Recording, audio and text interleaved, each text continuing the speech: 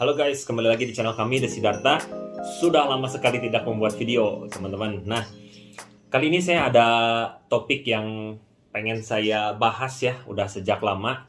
Jadi gini, saya pengen bahas, judulnya adalah Why Using Rolex and Why We Don't Want to Use Rolex. Jadi, kenapa kita pengen memakai dan kadang kenapa juga kita nggak pengen memakai gitu.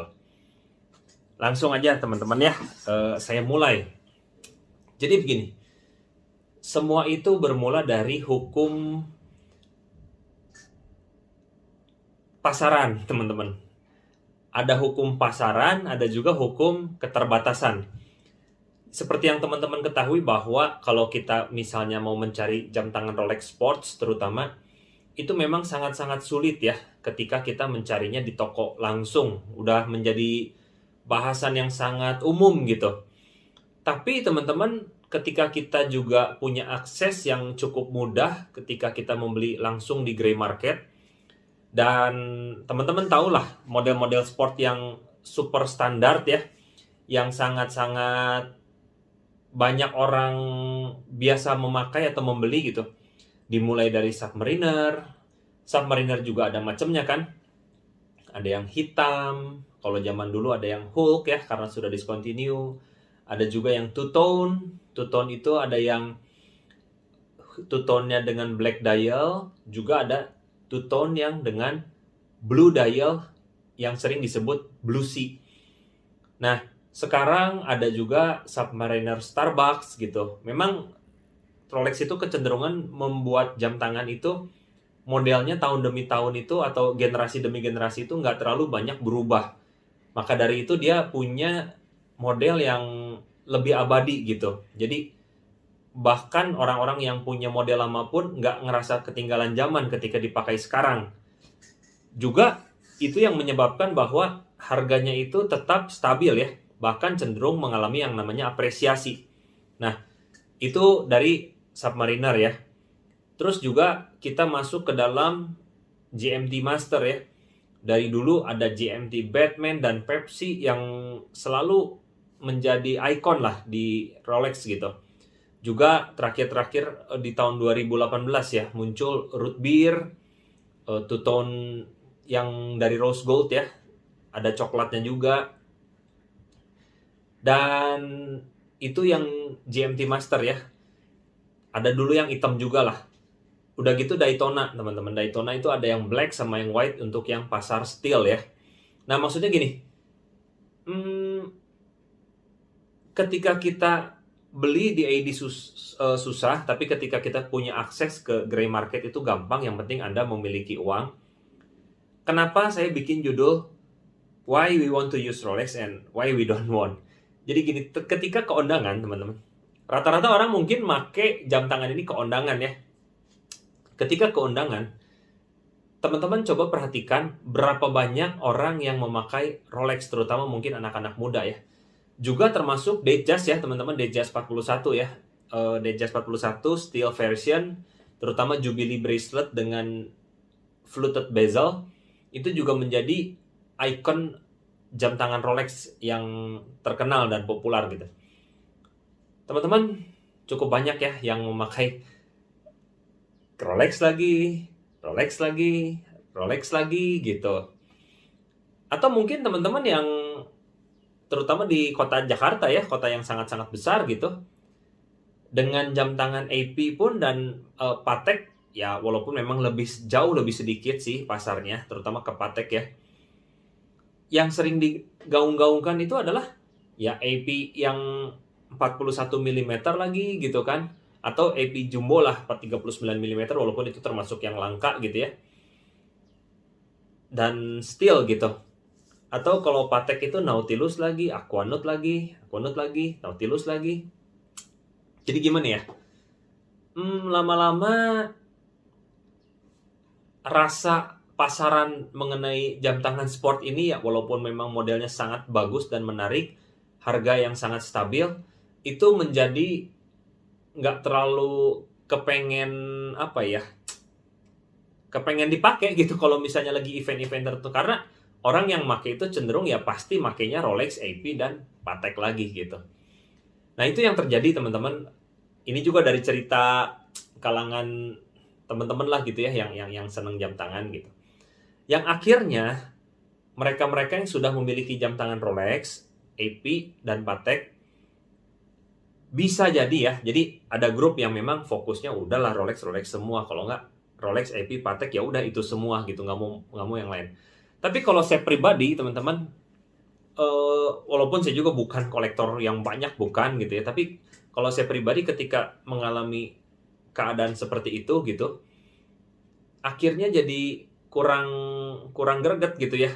Malah lebih baik Anda memakai jam tangan sport itu benar-benar ketika sangat-sangat casual gitu, dengan celana pendek, dengan kaos gitu. Jadi ketika misalnya lagi ngopi santai, entah itu Anda lagi ngopi sama teman-teman atau memang lagi benar-benar dalam kondisi sangat-sangat santai ya, bisa sama teman, sama keluarga gitu, atau mungkin lagi kerja work from home atau bukan work from home, work in cafe gitu ya. Kan sekarang kita bisa kerja tuh dengan laptop, dengan tanpa harus ke kantor, kita bisa di cafe gitu kan. Nah, itu lebih keren lah kalau menurut saya, jadi daripada kita ke undangan yang dimana orang-orang yang datang itu memakai jam tangan yang kurang lebih rata-rata makainya itu gitu. Dan kalau bayangan saya gitu ya, misalnya untuk ke acara pesta gitu lebih baik memakai itu sesuatu yang orang lain tidak pakai gitu. Karena Anda bayangkan aja kalau seandainya Anda perempuan atau laki-laki juga ketika ke undangan memakai baju bagus tapi ternyata ada orang yang sama, apalagi yang samanya itu bisa 2-3 orang gitu kan. Ya jadi kurang, ini lagi ngomongin tentang kehidupan di dunia ya, walaupun memang penting nggak penting gitu, tapi jadi kurang apa ya, kurang ada rasa eksklusivitas gitu. Intinya sih itu. Jadi malah beberapa merek saya sering sebut juga ya, seperti A. Lange & Söhne gitu. Bahkan Grand Seiko pun bisa menjadi alternatif yang menurut saya bagus gitu untuk dipakai ke undangan. Karena beberapa orang walaupun ada tapi nggak banyak ya yang mulai masuk atau condong ke merek-merek ini. Juga bisa ke Omega yang rare gitu ya. Bisa juga kita masuk ke Vacheron Constantin ya, yang sekarang lagi naik daun juga gitu. Jadi ketika Anda memakai merek itu, apalagi untuk acara-acara tertentu, bisa dipastikan atau ya yang pakai sedikit lah gitu, kurang lebih begitu. Itu sih, jadi kenapa alasan saya pengen cerita di video ini. Jadi gini teman-teman, yang mungkin anak-anak muda juga yang kadang-kadang memikirkan bahwa mau beli jam tangan mahal, tujuannya untuk apa dulu nih? Untuk dipakai atau untuk disimpan gitu? Kalau disimpan, Rolex, AP, Patek ya udah bagus lah, untuk koleksi bagus gitu. Tapi kalau Anda untuk dipakai, Anda pengen memiliki eksklusivitas yang lebih daripada orang lain, apalagi kalau Anda suka ke acara-acara formal atau suka ke acara-acara besar gitu ya, Anda ingin memiliki eksklusivitas, menurut saya sih bukan di merek Rolex, AP, dan Patek ya, kecuali ya memang Anda langsung ke model yang sangat-sangat langka gitu di tipe mereka gitu kan. Ada juga tuh yang memang susah lah dan harganya tinggi sekali gitu. Ya tapi kan balik lagi ke selera dan mungkin budget juga menjadi consider kita gitu dalam membeli jam tangan. Nah jadi berkali-kali saya melihat bahwa kayak merek A. Lange & Söhne, walaupun ini memang mahal sih, lebih mahal dari Rolex ya, mungkin setara AP, di atas AP, di bawah Patek lah, kurang lebih begitu posisinya gitu. Bahkan ada yang harganya seharga Patek Philippe gitu. Tapi kalau yang lebih affordable gitu, ya Grand Seiko bisa menjadi pilihan Anda gitu. Kenapa? Karena belum terlalu banyak juga orang yang suka ya. Dan ini jam yang menurut saya kualitasnya sangat bagus dan sama sekali nggak kalah gitu dari merek-merek Swiss gitu. Dan sangat layak lah untuk dipakai, eksklusifnya dapat gitu kalau di acara-acara formal gitu. Jadi dengan harga segitu tuh kita dapat satu kualitas yang sangat bagus gitu. Ya itu sih teman-teman. Nah, kalau rekomendasi sih untuk sebagai kolektor gitu ya. Jadi balik lagi, memang kalau Anda juga nggak pengen terlalu kehilangan banyak uang gitu ya, maksudnya kalau kita beli merek-merek seperti itu kan kita juga tahu bahwa resale value-nya itu cenderung turun lah. Mungkin kalau saya pikir rata-rata Grand Seiko itu 20-30% lah tergantung ya. Jadi kalau 20% yang limited edition tertentu, kalau 30% model-model kebanyakan gitu. Kalau kayak Alang Ensuna sebenarnya ya bisa turun segitu juga, cuman ada juga model-model yang seperti Datograph ya, itu cenderung hold the value really well gitu.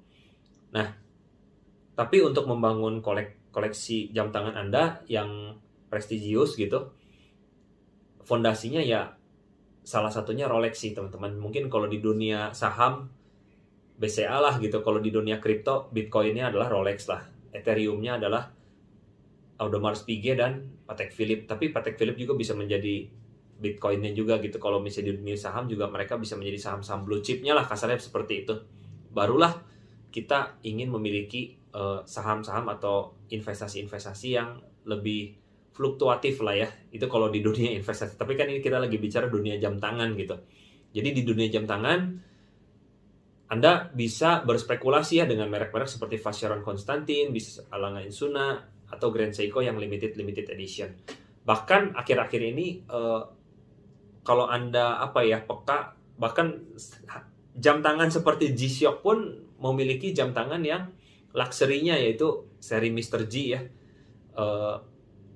Dan seringkali banyak orang ketika rilis itu nggak terlalu care gitu tapi ketika suatu saat jam tangan itu sudah tidak bisa diakses atau dibeli lagi di pasar first market gitu, tahun demi tahun ketika dia ingat bahwa dulu pernah ada jam tangan ini di merek-merek tertentu lah ya, misalnya bisa seperti di Grand Seiko, bisa di manapun yang menawarkan edisi terbatas gitu, itu harganya bisa terapresiasi. Nah, dan juga berlaku untuk tadi ya jam tangan yang saya sebutkan, entah itu Rolex, Audemars Piguet, dan Patek Philippe ya, Rolex dengan sport modelnya, Audemars Piguet dengan Royal Oak-nya, Patek Philippe dengan Aquanaut dan Nautilus-nya. Hari ini mungkin terasa itu lagi ya jam yang digemari oleh masyarakat.